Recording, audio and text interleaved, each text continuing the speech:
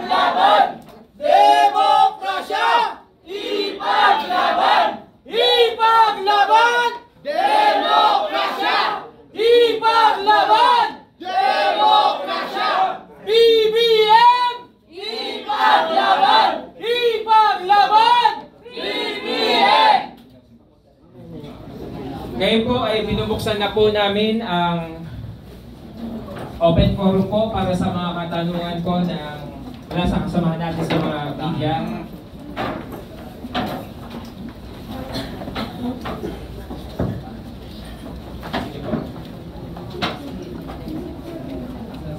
Magandang umaga po sa lahat. Cathy Cruz po ako sa Katipunan Channel at tuklasinnatin.com. Gusto ko lang pong itanong sa inyo, ito po bang unay sinagawa po ninyo ngayon na pagsuporta sa ating Pangulong Bongbong Marcos sa kanyang administrasyon? Pinapahiwatig niyo po ba na may mga grupo po na gustong pabagsakin ang kanyang gobyerno?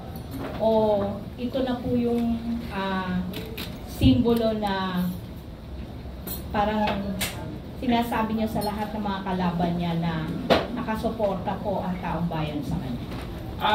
Sige po, ako na po muna sasagot.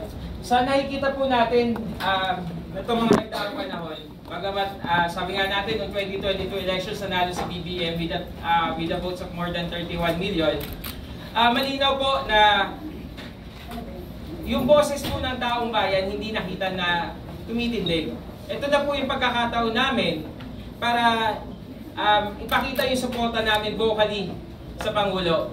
Whether merong mang gulo o wala, merong mang nakabantang kaguluhan o wala, andito lang kami para tumindig sa kanya, para sa kanyang mga polisiya, para sa kanyang gobyerno. Partikular po doon sa ginagawa niya ngayon na strategy po, hakbangin hindi lamang po sa ugnayang panlabas, gayon din po sa ugnayang panloob.